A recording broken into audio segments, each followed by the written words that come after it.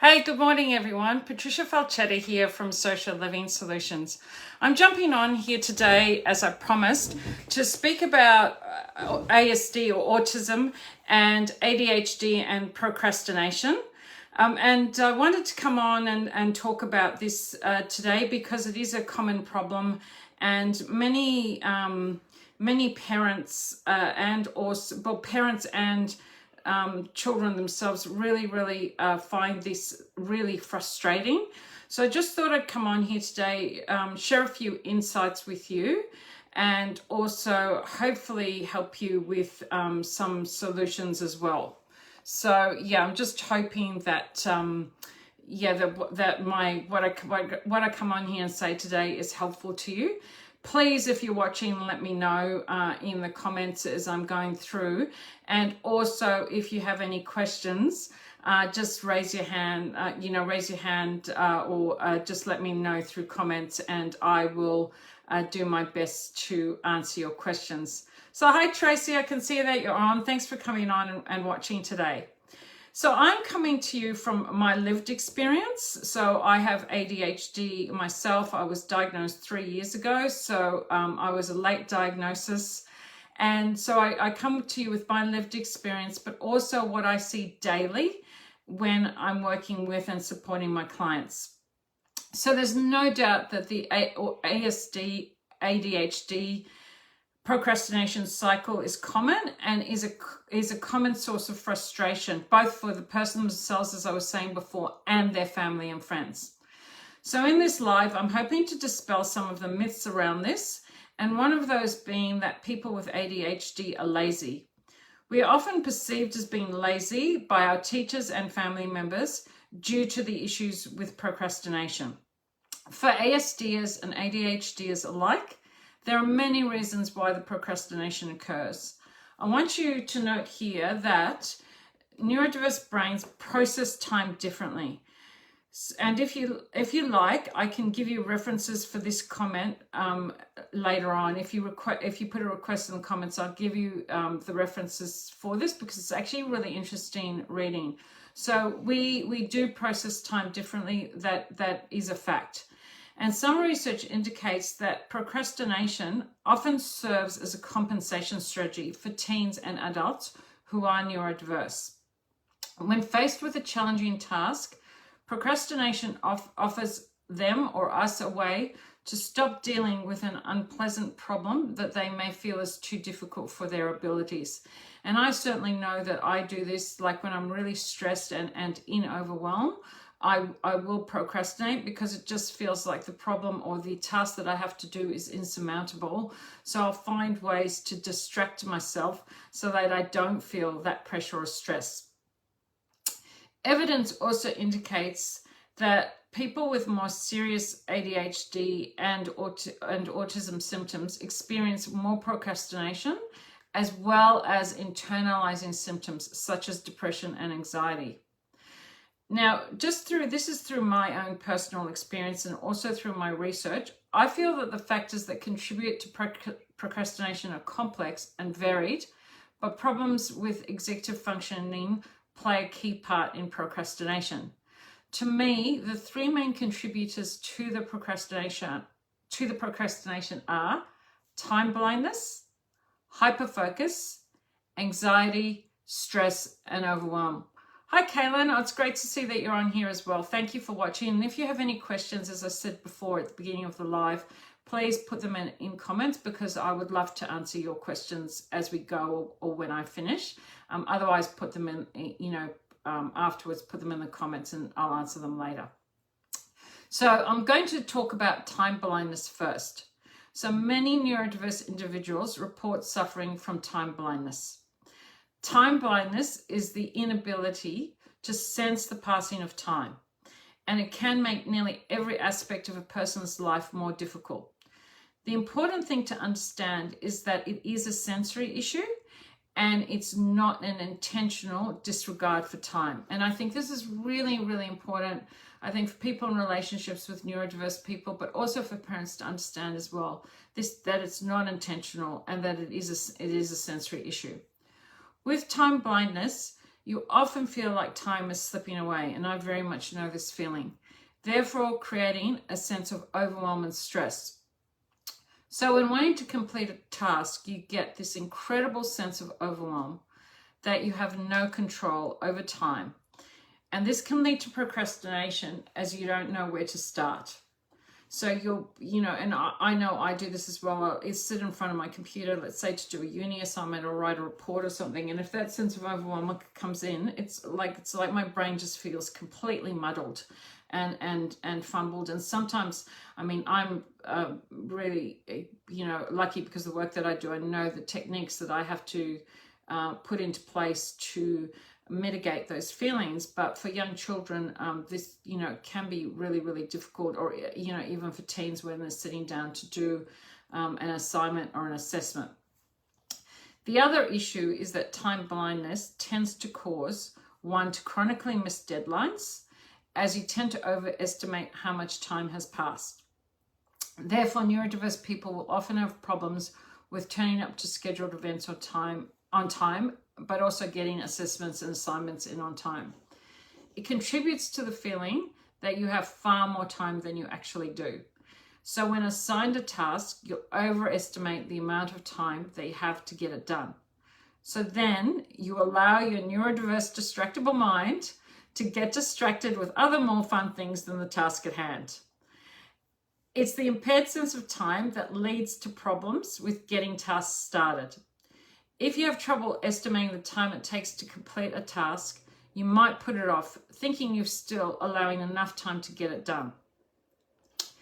Neurodiversity can make it difficult to track the passage of time as well. So you may find that those deadlines sneak up on you. So I'm talking about, if you're as an adult, but also for our children as well, that the deadlines will sneak up on you before you know it. Now, I've got really, really strong memories when I was a teen, and as I said, it was a late diagnosis. So my parents didn't know at the time that I had ADHD. And I remember my mother sitting up with me till 2 or 3 in the morning, getting assignments done.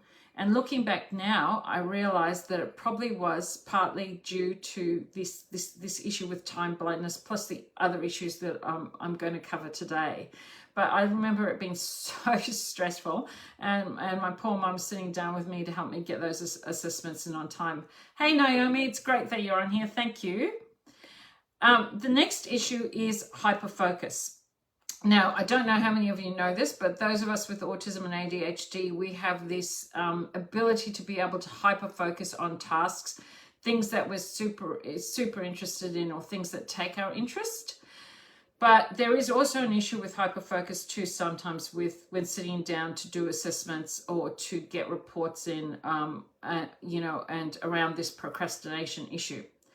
So it links with procrastination in the sense that you might sit down to do a task, such as an assignment, but while doing the research to complete the assignment, something in the research takes your fancy, and I know this all too well, and then you're off down this long, winding rabbit hole with your newfound interest that you've just decided to focus on. And you forget about the actual task at hand, or you just think to yourself, I'll get back to it later, it'll be fine. But what then happens is you then underestimate the amount of time your hyperfocus is taking, and when you come out of it, you realize that you're not going to get the assigned task done in time. And then what happens,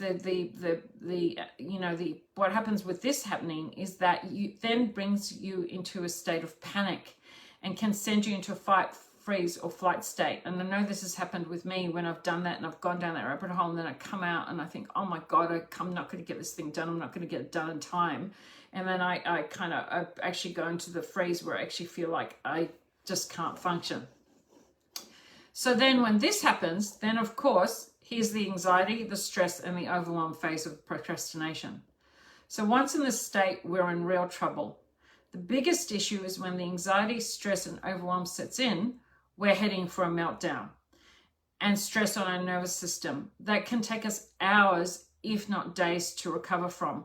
So you think you've got an assessment, you've got a report deadline, you've got an assignment for high school, and you have to get it in maybe in the next day, the next 2 days. But if you've had a meltdown or this extreme sense of stress and overwhelm which is also a meltdown, it can take you actually days to recover from it, not just hours. So some tips for parents trying to support your child around their procrastination and time blindness issues. And this is where I welcome questions as well, if you want to ask any questions around this, is to break tasks down into shorter work periods. So people who are neurodiverse, we tend to concentrate and focus better in spurts. And in short spurts. So if we have a task, it's a good idea to break it down into shorter work periods. And maybe also look at a different place to complete the task. And what I mean by this is also we benefit a lot from being in nature and being outside. So maybe if it's a nice day, sitting outside and getting that task done, if you have a facility in your backyard or your front yard to do this, or a nice sunny spot. Sometimes if you can be near water, like near a lake, and why I'm saying a lake is in Canberra, we have lots of lakes, where you could take your laptop and sit and do some work there. So what I'm suggesting here is the short breaks. Then if you can, incorporating time in nature. If you can't go outside or somewhere to do your task in nature, also too, with the short breaks that you take in between tasks, go for a walk outside, go and stand in the sunshine. Take the time to go and do that, because we do know that people who are neurodiverse with our brains, that being in sunlight really helps, and as I said before, being in nature.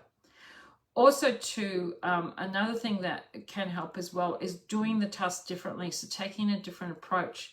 So maybe think about other strategies, such as drawing out a conclusion. Now, what I mean by drawing is actually drawing. So drawing, you might have the task at hand, but instead of writing it, draw it out. And because and many people who are neurodiverse are super creative as well. So that's why I'm suggesting that, as that might be a reasonable adjustment, or something that might really help to get the task done. And sometimes too, pacing up and down, movement is really good, and talking out loud and talking out the task might really help. Hey, I just noticed Naomi just said too that being near water always helps her, and it does with me as well. I actually find, for me, being near water is fantastic for my brain, fantastic for my anxiety and my stress levels. I actually find it really helps and really makes a big difference. Another thing that can really help as well, believe it or not, is smell. So smell can assist study or getting tasks completed. And this is with neurodiverse brains. So there are studies that show that if exposed to the same smell every time you sit down to complete a task, or to study, or to write a report, you may remember more. So studies suggest that the neurodiverse brain, will associate the scent with material studies earlier. So what will happen is it will smell that scent and it will think, okay, now it's time to get this assessment done or this report done. So it will kick your brain into actually getting it done, rather than going through, the procrastination issues. Another thing that really helps for me is having a study buddy. And that's helped me a lot in my university studies. And that's because I've got someone that I'm accountable to. So it tends to mitigate my procrastination and kind of put like a stop guard in front of it. So that's another thing that I find has really personally helped me. And granted, as an adult, sometimes having a study buddy is easier to organize than when you're a teen. But also too, sometimes, with teens, they might be able to organize that as well. So that's the end of my life today. So I hope that this information has really helped with ADHD, autism, and procrastination. I know some people said that they're going to watch later, that they couldn't watch it this time today, and that they're going to watch the replay. So when you watch the replay, please put #replay. And those that are watching later, and for those of you that are on now, if you do have any questions, please pop them in the comments and I will come back to you and certainly answer them. So have a fantastic day, everyone. And I will be on next week to do another live and I will definitely choose another interesting topic for you.